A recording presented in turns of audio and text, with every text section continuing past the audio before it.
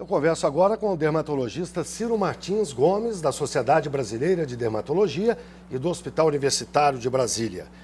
Doutor, eu começo com uma pergunta de um telespectador, o Rogério Santos, de Feira de Santana, na Bahia. Ele pergunta pelo Facebook: tomar sol pela manhã resolve ou a gente precisa ingerir medicamentos para ganhar vitamina D?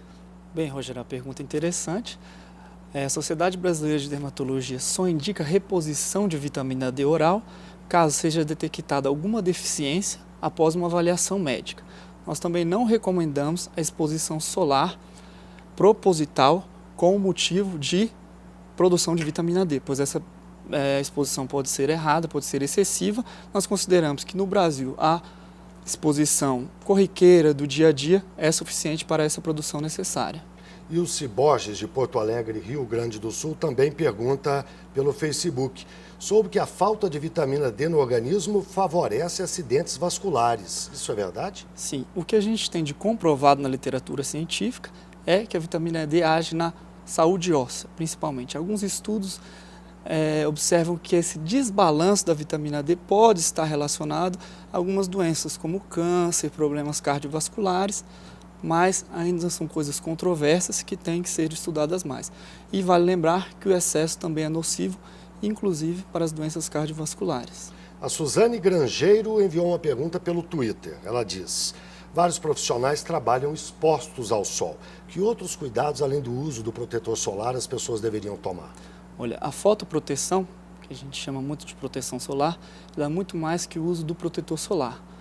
Ela consiste no uso de bonés, da proteção física, né? E evitar, obviamente, se expor ao sol em momentos desnecessários, né? Qual é a diferença entre protetor e bloqueador solar? São coisas diferentes. Olha, o bloqueador solar, geralmente ele tem um fator de proteção maior, tá? Então a gente considera, a Sociedade Brasileira de Dermatologia considera pouco essa nomenclatura, isso às vezes dificulta um pouco o consumidor. Então a gente considera que a partir de 30 é um protetor solar ou um bloqueador. Sempre o sol vai ter uma pequena ação, depende muito do fator de proteção. Então são alterações um pouco comerciais, então a gente prefere utilizar tudo de uma mesma forma, filtros, protetores, um pouco diferente quanto ao uso pela população.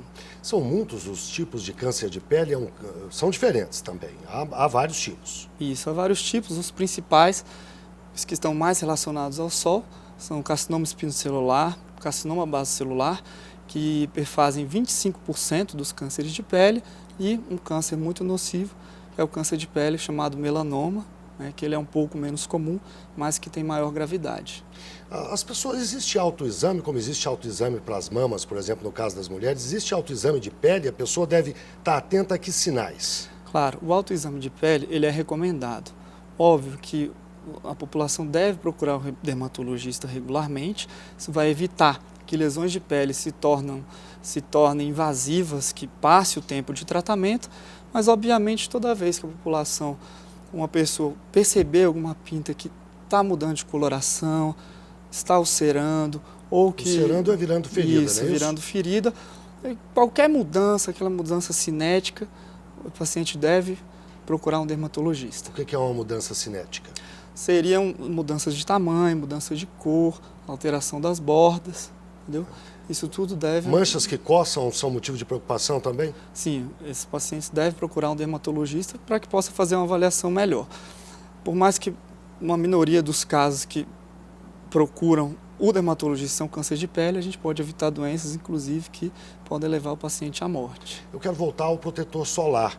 Existem fatores de proteção 8, 15, 30, 50, 60, 70, acho que até 100, se não me engano. Eles de fato cumprem o que prometem? Porque o fator de proteção solar é o tempo, é a quantidade de redução que ele permite para a pessoa tomar o sol, não é isso? Me explica melhor.